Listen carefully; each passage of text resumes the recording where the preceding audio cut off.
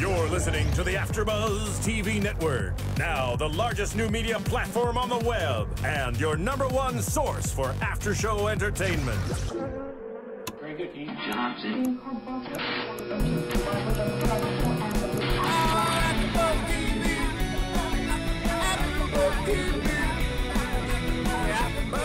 From the AFTERBUZZ Studios in Los Angeles, California, and streaming live on Ustream, this is AFTERBUZZ TV for Desperate Housewives. We'll break down tonight's episode and get you all the latest Desperate Housewives news and gossip. If you'd like to buzz in on tonight's show, you can buzz us at 424-256-1729. That's 424-256-1729.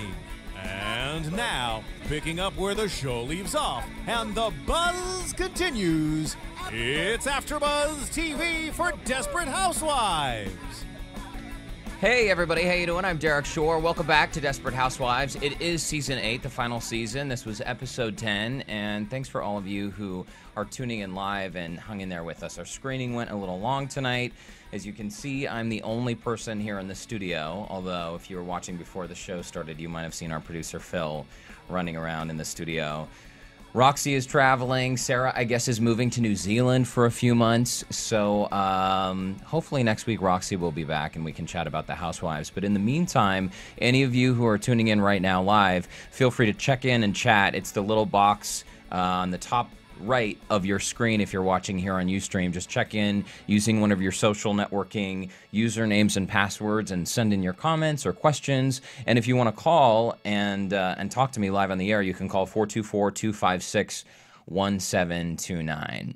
So in tonight's episode, real quick, Derrick, just Yeah. do me one quick favor. Yeah. Turn that mic the other way. It'll pick Which up way? better. We want to make you sound sexy for all viewers out there, right? You're saying that I wasn't sexy before, Phil? The look was, but we want to make you sound perfect. Yes. Okay, hopefully that's perfect. That So this storyline keeps evolving with the show, and I know I'm usually the first to complain about the fact that they take so many breaks, and it was the holidays, so we haven't seen Desperate Housewives for about a month. But in the last episode, the very last thing we saw take place was Chuck getting hit by that car, a dark sedan, cruising through. And Chuck is no longer part of the equation. So, of course, the women on the lane are relieved that this guy is not going to be hounding them anymore, calling them into the police station and asking them all kinds of questions. And it's really interesting how I think a lot of these characters have come full circle. Like Gaby, for instance. Gaby is like back to her old self now. And honestly, I think she has some of the best writers on this show.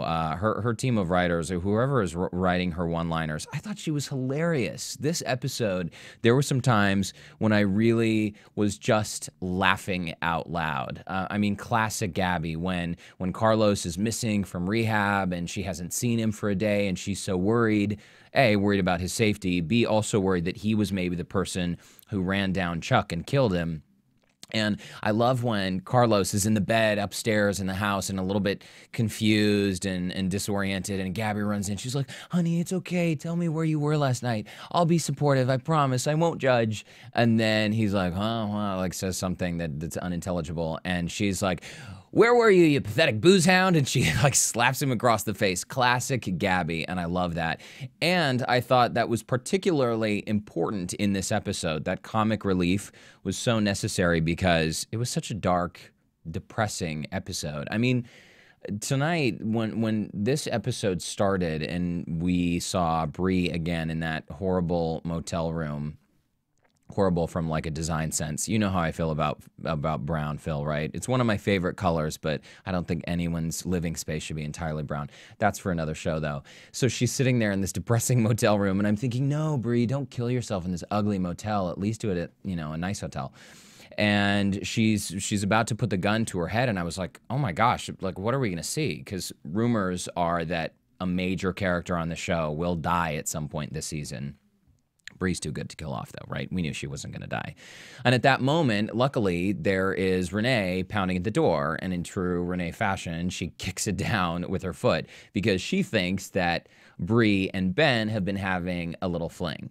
Well, it turns out, obviously, that, Bree is not in there with Ben, but she's about to kill herself. And I like seeing this other side of Bree because I don't know if you guys have felt this same way this season. And I made this comment on the show about a month ago, but I felt like when Nicolette Sheridan's character left the lane or was electrocuted so dramatically, I felt like Vanessa Williams' character, Renee, stepped into that same exact role. It was so cookie cutter where suddenly there is this woman living on the lane who tries to sleep with people's husbands and is constantly flirting, is wearing sexy outfits and all of that.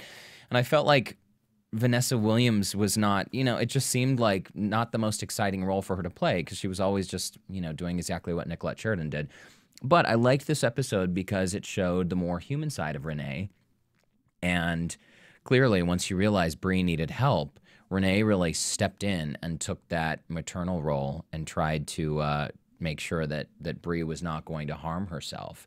And that was a really intense moment. I mean, I would say as episodes go, when a main character like Bree almost takes her life, that was really a dramatic way to start the episode. So I was glad that things, glad that we had comic relief from Gaby, glad that things played out the way that they did. Now, Susan and Tom, if anyone agrees with me here or disagrees, please just say something in our Ustream chat or feel free to call in. You know the guy, James Denton, who plays Mike Delfino, Susan's husband. He used to have, I mean, of course, like as the series has evolved and we've seen so many seasons go by, sometimes characters are featured heavily, other times we don't see them so often. And I feel like for James Denton, there's another example of an actor who he's got to be bored to death with this role because he used to have storylines that really kind of involved him and he was the sexy plumber guy and people were really into him. And now I just feel like he's kind of like the angry husband almost. It's almost as if he has lost his patience with Susan, and I have not seen his character as really a supportive husband type. Susan is obviously a little flighty and a little neurotic, and we see her act out in some sort of silly way. So I can see how it's realistic for him to lose patience with her at times. But I feel like his character has become so one-dimensional as well because he's just always like, oh, Susan, you're not going to New York. What, you're putting your suitcase in the cab? No, well, I'm the husband and I'm making the decision and my plumbing job is here in Fairview or whatever. So I don't know. I'm getting a little bored with him. Am I a little too bitter, guys? I think maybe I am. I also, we're 10 episodes in this season, which means we're about halfway through the season. Not a lot of episodes left, so it'll be interesting to see how some of these storylines start to wrap up, or which storylines the writers choose to sort of leave hanging. Lynette and Tom, this has been a source of much speculation. If you tune into AfterBuzz regularly, we know we sort of have a predictions section, and it usually doesn't come until the end of the show, but I think we need to mention it at the beginning of this show because Tom and Lynette certainly seem to still have a strong connection. And in fact, even at one point this episode, Tom said to Lynette, no matter what, you mean so much to me. I think I wrote his quote somewhere. In spite of everything, you still mean the world to me. And he says that to her when they're at Chuck's funeral. But it's interesting to see how these two characters have split up and then sort of come back together because Lynette goes to Tom and stops him on the way to Paris with his girlfriend, Jane. She goes on without him. He stayed to help her out. And we've seen Tom being really impatient with Lynette in the last few episodes because he feels like she's trying to just mess up his relationship that he's trying to start with this woman, Jane. But I felt like tonight was certainly a turning point in the episode because Lynette was chatting with Tom about his girlfriend Jane and saying, well, maybe you should go to Paris with her and find out if she's going to make you happy. That was the whole point we separated. This time apart was all about finding that out. So I don't know. I am predicting prematurely, perhaps, that we will see Tom and Lynette patch things up pretty soon. because he really, for me, the turning point was really when they were sitting in the kitchen at the table, and he was just kind of going off on Lynette. He was really angry, and because this was the aftermath of him just finding out that she was an accessory to murder. And he said, "How could you do this?" Blah, blah, blah, going off and off, going on and on and on. And then she said to him, "You know what? Right now, I just need support. I don't need a lecture. Just need support, don't need a lecture." And how many of you out there, I know that I can certainly relate to that line, whether it's been someone I've been dating or my family at home. Sometimes things get heated and someone wants to go off, and you know you made a mistake. I mean, clearly Lynette knows that if she could go back, maybe they would do things differently. But I thought it was nice that Tom paused and he said, "Okay, you're right. I will figure out a way to fix this." That was pretty big, and I think that was indicative of a turning point. So I guess we'll just sort of leave it to find out what happens in the future, but my prediction is that they get back together. So jumping back over to Bree and Renee seem to have this budding friendship that comes on slowly, because as soon as Bree is able to get out of the motel room and back into her home, Renee is there working in the kitchen, and she's essentially announced to Bree, "I'm moving in, and like it or not, I'm here until you sort things out, until you're not a danger to yourself." I love that she took her shoelaces out of her shoes, and she took what did she take, the shower curtain off the shower rod, and Bree said, why did you do that? And she said, it was just ugly, I wanted to get rid of it.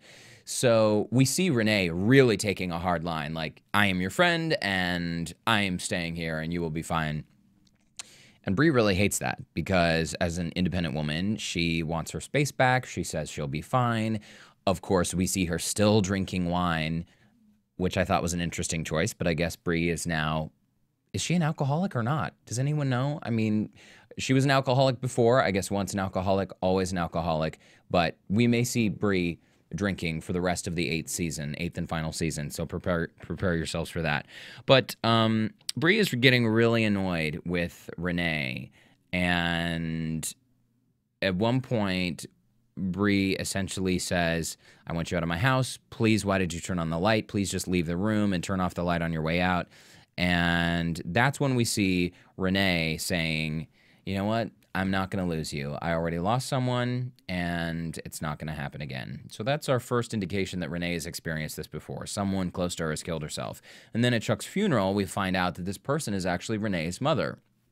Again, a softer side of Renee. I like seeing that with these one-dimensional characters that you find out actually have feelings. Then it actually starts to make sense, because Renee's character, if she experienced that kind of trauma, dramatic trauma, when she was a school-aged girl, coming home and finding her mother dead, that's a pretty major thing. So maybe, like, all of the sexy clothes, it makes me like her more. You know, as a viewer, I think you like a character more when you realize they've been through a hard time, or when you can relate to something that they're going through that perhaps you've gone through in your own life. And so I think we're starting to see that with Renee's character, and I hope that, again, not many episodes left, but I hope that we can continue to see her character develop a little bit more. And what shocked me is even that same scene before the funeral, but the same scene where Bree said, "Just make sure you turn off the light on your way out." She essentially said, "You know what? We're not friends. We're not friends, and we're friendly. You've come to my house. We talk. We're pleasant, but that doesn't really mean we're friends." And that was, whoa, ouch. I mean, to have someone say that to you, I can imagine is kind of tough. But she really took that a little hard. And then you see it really come full circle when they are at the funeral, and Bree reaches over to Renee and says, "You know what? The fact that you were the one who saved my life, I'll always remember that, and that makes me realize you are the best friend that anyone could ever have." So, in true Desperate Housewives fashion, we see 180 from one of these characters. 5 minutes beforehand, Bree is saying, we're not friends, we're friendly, we're not friends. And then suddenly they are best friends. So that'll be interesting to see how that develops. And also on the heels of all of this drama that's been going on with covering up the hiding of the body in the woods, Bree and Lynette still do not have a great friendship. Susan is still kind of on the outs. We don't really see her interacting much with the other neighbors except when they show up to announce Chuck's death. So I think the women will have to become friends again, right? I mean, how could they not? It's Desperate Housewives. Let's steer away from the storyline just for a minute and talk about HD television. So tonight for the special segment, and I hope some of you will chime in on this because I know other people are noticing this as well. We have here at AfterBuzz, we've got this great screening room where when we watch anything, it's enormous. It's like watching a feature film. And tonight I was really noticing a lot of these women, you know, HD television, when HD started becoming the standard, the whole industry obviously had to change, not only like technologically, but makeup and hair also had to change. Not only how much makeup or foundation was applied to someone's face, but also the kind of makeup that's being formulated has totally changed for HD television. And I wish my friend Jenna was available. My friend and makeup artist Jenna was available tonight. She could talk to us about the science behind this. But has anyone else noticed now you can see every little thing on people's faces? And it's funny, just this morning, my boyfriend and I were having brunch with a couple friends. One of the guys works on a primetime, highly rated ABC show, may or may not be Housewives. We can't talk about what show he works on because it's a bit of secret information he gave us at brunch, but we were talking about hair extensions and fillers and Botox and surgeries and all of this stuff that goes on. Incidentally, my boyfriend works for the company that makes Botox. It's Allergan, and he does clinical trials for them. And so everything from Latisse that makes eyelashes grow and fillers like Botox. And anyway, this is LA, it's Hollywood. I know people get fillers and plastic surgery everywhere, but if you're an actress and your face is your paycheck or your body's your paycheck or your hair is part of your paycheck, you're probably gonna pay a lot of money to have that done. And spending 3 hours in the makeup chair and hair chair every single day is part of what makes you look so glamorous. But we were talking specifically about hair extensions this morning, and my friend, who shall remain nameless, said, oh, yeah, 90% of the actresses who are doing well, who are actually working actresses, have hair extensions. It's just the way it's done. They're uncomfortable. You've got to sew them in. After a while, they start looking ratty if you don't take care of them. But that was all I could think about tonight when in one of the very first scenes when we see Lynette sitting at the breakfast table. Lynette and Tom are having their argument. Lynette is sitting there, and I know she's supposed to have that morning hair look. But it wasn't just like morning matted hair. It was like morning lioness waking up in like the African, safari jungle, whatever. I was like, oh my gosh, Felicity, those are some major, major hair extensions. So if you haven't noticed before, take a look at these shows. I mean, these women have so much hair. And then, that's why it was a huge deal when Terry Hatcher did that video with her without any makeup. You remember that story? I think we did it in season 7. No. You remember that? Come on, season 7 when we covered Desperate. Was I out that week? I must have been out that week. But I do know that a lot of female television hosts and actresses were doing that same thing, Phil, where they, like Kathy Lee and Hoda on the Today Show, they did a whole show with no makeup once. I do shows all the time with no makeup. I don't see what the big deal is. Do you think I need hair extensions? Phil, do I need hair extensions? We should do a comparison. Derrick with and without hair extensions. You know what? I should bring in some photos because in my day I have had some pretty killer do's and some pretty large hairdos that one would probably think I was wearing hair extensions.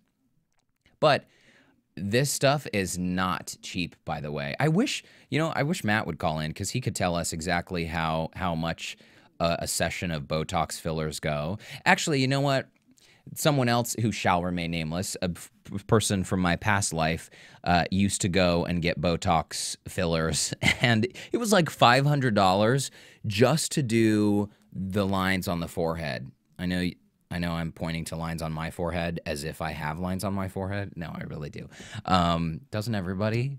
There are lines on your forehead. Do you really need to fill them? Anyway, this person I knew used to fill those lines on his or her forehead. It's $500. So if you go in and you're doing your whole face, that's a crazy amount of money. But I guess if you are Felicity Huffman or... I've got a price for you. It says $11 per unit.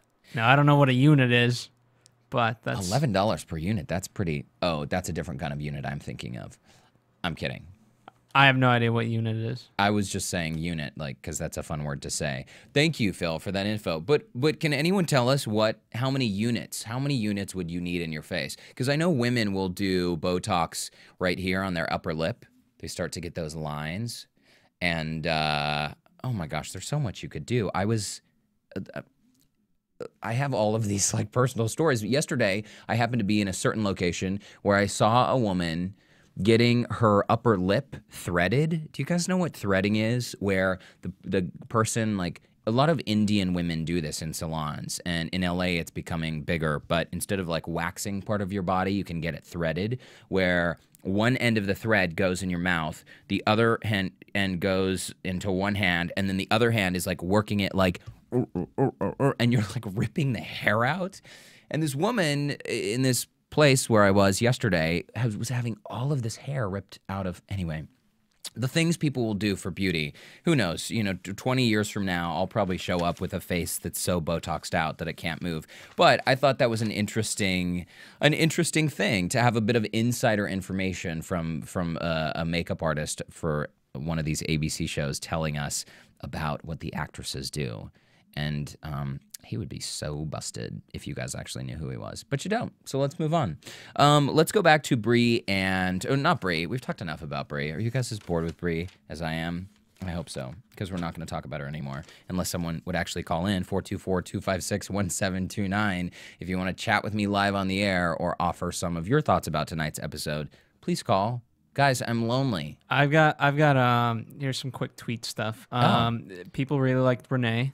And in this episode, they said, you really showed off your acting chops, Renee. Oh. And second, quick shout out to my friend Paulina, who she's on East Coast time, so she doesn't listen to you live, but she loves Desperate, and so she loves hearing you guys' opinion on that. That is so nice. And there's no shred of hope that Paulina could be tuned in watching right now. No? No chance Paulina's tuned in right now. Okay, next episode, we're going to give a shout out to Paulina right at the beginning of the episode, so she knows how much we appreciate her love and support. And for all of you who are just listening to this on iTunes, really, thanks for tuning in, because I know maybe you are listening in your car or secretly listening at your boring job, if it's that boring that you have to listen to a podcast. If you're listening to me at work, oh my gosh, you must be super boring. Because I don't know if I could keep anyone awake. Real quick, could I tell you a fun story? Yeah, please.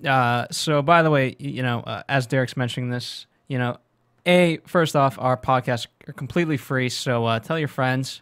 If you want to be an a-hole, you can charge them for money, but we don't charge them. But I've heard some stories where you got to go rock climbing or something like that, and people listen to podcasts while rock climbing. I don't condone it. I don't think it's safe. But, if you want to catch up on some Desperate Housewives, why not? Wow. Do whatever you got to do. I personally, I think more like if you're jogging in the morning and you're on the treadmill, that's fine, you know? Yeah. And whatever. But, hey, do what you got to do. Now, Phil, this person who goes rock climbing listening to the podcast, is that actually you? You are listening to Desperate Housewives podcast? No. This was actual fan mail that has come in for AfterBuzz TV on another show, I believe. I don't think it was for Desperate. Really? But at the same time, I think it was more, what do you call those? One of those smarter shows, so it wasn't like a reality show or anything like that. So I don't know how much rock climbing and thinking you could do at the same time, but hey, it goes to show. One of those smarter shows.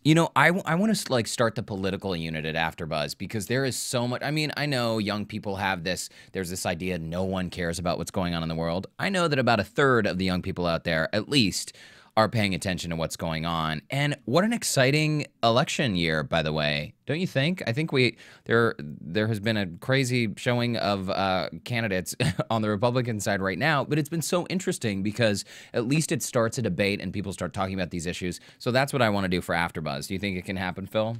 Can we do that? We can certainly make that happen. I think we should. I think, you know, a smart show, since Desperate Housewives is apparently not smart enough for you to listen to. No. If you rewind, what I said was a smart show like Desperate Housewives. I'm kidding you. You know, but I'm kidding you, P.S. Do you know that those are your initials, P.S.? I do. I've known it my whole life. So I could say P.S., P.S., and then I could tell you something interesting. You could. By the way, it is, as long as, you know, it's fine to put in your earbuds when you are doing a physical activity, but some things like bicycling, like cycling, I am a cyclist, and you never want to listen to an iPod when you're doing that because you want to hear the traffic around you. I could have saved your life just like Renee saved Bree's life tonight. You can thank me later. So Gaby and Carlos. Oh my gosh, this is another example. This is another example of Gaby's great writing. Whoever is writing for Eva Longoria, I would be so curious. We've got to get some people this last season on the show who could tell us just what it's like in the writer's room. I swear, Gaby has some of the best lines, and maybe her character just, you know, lends itself to that. But when she shows up at the rehab place to check or to find out what happened to Carlos, and the guy's like, dude, I told you, we don't know where he is. He checked himself out. It's not prison, it's rehab. People can just leave whenever they want. And she had some of the best one-liners. She said something like, what kind of place is this? You let people out just in time to go to happy hour? And then as she's still shouting, going off on this tirade as the nurse is walking away, and she says, you know, this place is awful. I have a lot of drunk friends, and I'm going to tell them not to come here. I thought it was funny anyway. Clearly no one else does, since they're not chatting with me on Ustream. But I think that has been a really great character. And one of the things that I love most about Gaby is that Eva Longoria is like this amazing woman, philanthropist in real life, who has used her name and her fame to promote some really great money-raising events for great causes out there, diseases or whatever. So I love when I see someone like her really stepping out in front. And as the Housewives go, if you're ever searching for gossip or Desperate Housewives news, Eva Longoria, hands down, she has a huge fan base and a huge following. And she certainly sort of leads the pack when it comes to that. So I'll be really interested to see what she does. Phil, weren't we talking recently? The Eva Longoria is producing a project for CW, isn't she? I'd have to check. I forget. But I know last time we checked in, at least last time we checked in with me, she had like 3 shows in the works. Yeah, And I don't know if you guys talked about this, but she was also on an episode of Hater. Oh, yeah. The Mario Lopez show on Right. CW that was canceled, but Yeah, that's a she was bummer. good. She was good on it. I liked her. And someone hated her. Well, that's the whole premise. They find people who hate a certain celebrity, in this case, Eva Longoria, and the notion was that Eva Longoria wasn't Latino enough or represented Latinos in a bad way. And then eventually the whole point is you're trying to convert the hater, and then luckily the hater was converted, I think. Yeah, who could dislike Eva Longoria? That just seems like a waste of time. Hey, why don't we? I just saw a commercial on my screen, but Phil, why don't we take a commercial and then we'll talk about a few more predictions when we come back. We can sort of wrap up a few of the story points that we missed. But stick with us for a minute. We'll do a commercial break and then we'll wrap it up when we get back. AfterBuzz TV. Hi, I was once like you, a lazy, angry loner whose only joy was watching TV and surfing the net. And, like you, after I'd see one of my favorite TV shows, I'd be so excited and have so many questions that I'd actually have to talk to my douchebag coworkers about it at the water cooler. Then I discovered AfterBuzzTV.com. AfterBuzz TV produces after-show webcasts and podcasts for TV series of all kinds, like post-game wrap-up shows for all your favorite TV shows. AfterBuzz TV hosts are industry insiders who break down episodes of shows, take calls from fans, and interview cast and crew from each series, with over 60 different after shows, from Boardwalk Empire to American Idol to Vampire Diaries to Real Housewives and more. Now, after a night of TV, I can ignore my stupid coworkers, who I hate, and go straight to my desk and watch or listen to all my favorite AfterBuzz TV after shows, and have all the TV fan interaction I need. Thank you, AfterBuzz TV. AfterBuzz TV. What do you want to buzz about? Oh my gosh, Gaby makes me laugh so much. Did you guys see the part in this episode where she goes down to the police station after Chuck has been killed, and she talks to the other detective, and she's fishing for information because she's worried that Carlos, drunk out of his mind, left rehab, mowed down Chuck in his car, and he is the one who obviously killed Chuck, right? So she goes down to the station, is fishing to try to find out info, and she's chatting with the other detective, and she said, "Hey, do you remember me? I'm friends with Bree." And he's like, "That bitch." And she's like, "Oh yeah, she's a total bitch." She had these funny lines where she was, when she's leaving the police station, she's like, "Oh, I'll be sure to tell Bree, that bitch." It's just, oh, these lines. Oh my gosh. Maybe it's because I like to imagine that I would be that funny and witty in real life, that I love Gaby's character right now so much. But it's good to see her back in stride. Also, I never went to law school.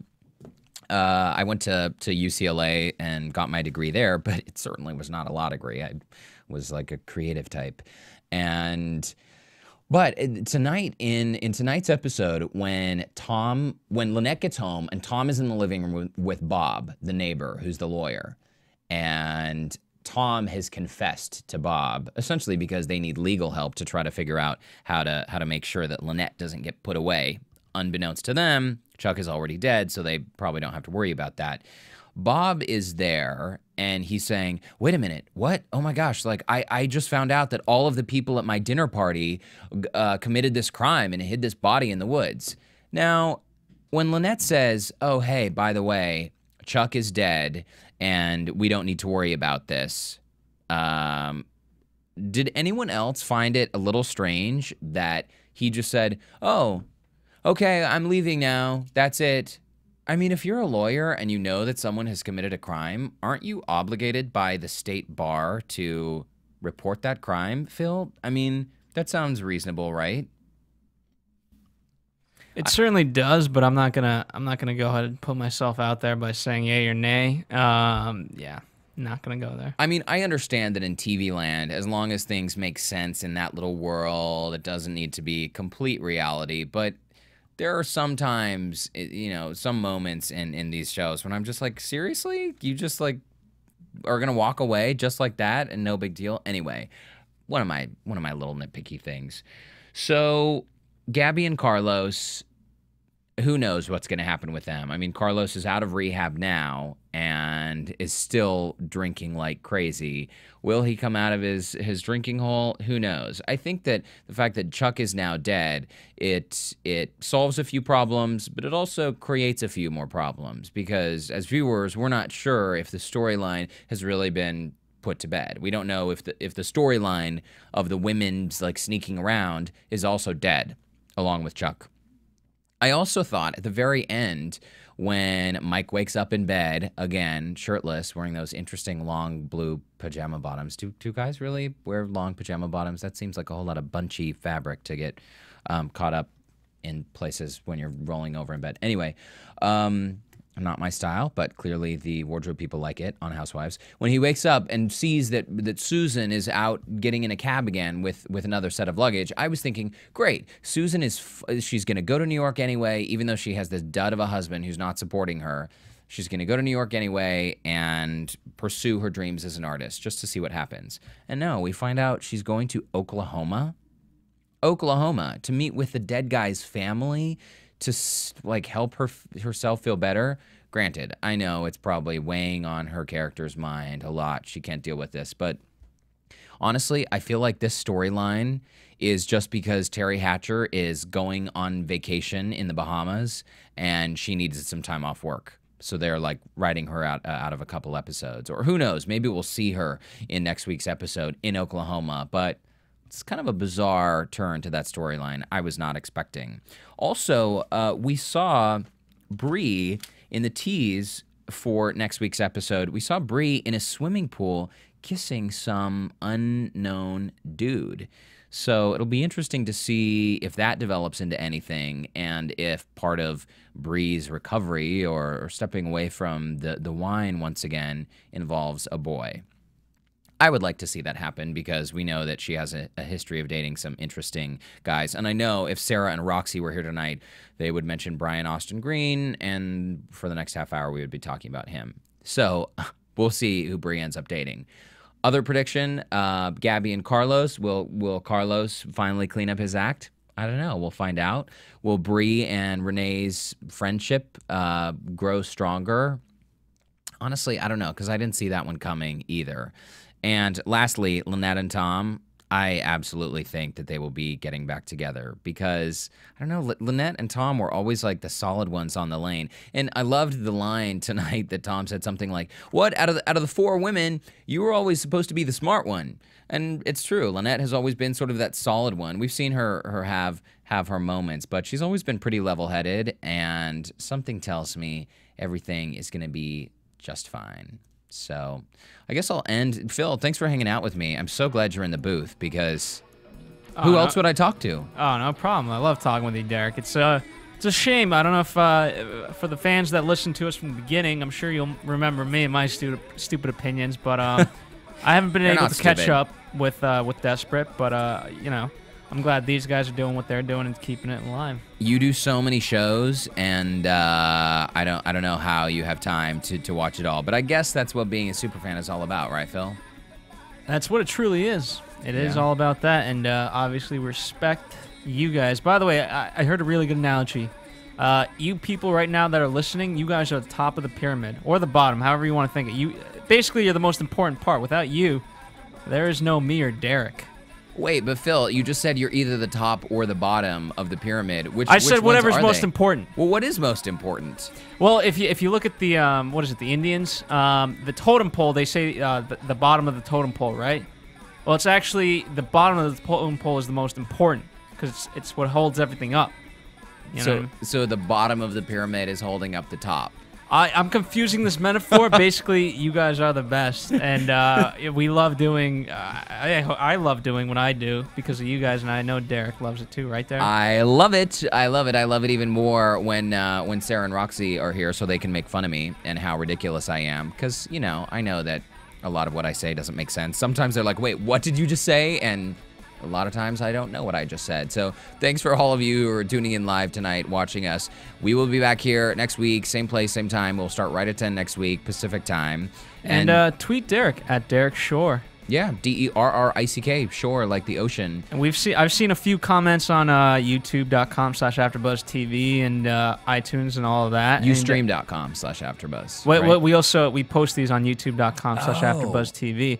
Little known. See, Derrick didn't even know that. Oh my God, we are all over the place. Let me get you restarted right here with, what I was gonna say. Yeah, so I've seen a few comments from a few fans, and I like that. So keep on commenting. Yeah, feel free to comment. And you guys, the check-in and chat box on Ustream is great because it doesn't matter which social networking. You can sign in with like Gmail or AOL or Ustream or I think Facebook. Yes, you can sign in with your Facebook account. You can just send your comments. I can see the stream right here. So if you don't like what I'm saying, let me know. I would love to hear it. So thanks again for tuning in, guys. For Phil in the booth, Phil, say goodnight. Thank you, guys. Good night. Next week, maybe we'll have you read us a poem if it's just us again. We'll see you back here next week, guys. Thanks for tuning in. From producers Kevin Undergaro and Phil Svitek, engineer DJ Jesse Janity, and the entire AfterBuzz TV staff, we would like to thank you for listening to the AfterBuzz TV network. If you have questions or comments, be sure to buzz us at info@AfterBuzzTV.com. And you can find us on Facebook or follow us on Twitter by searching for AfterBuzz TV. Buzz you later. I'll buzz you later. The views expressed herein are those of the hosts only and do not necessarily reflect the views of AfterBuzz TV or its owners or principals.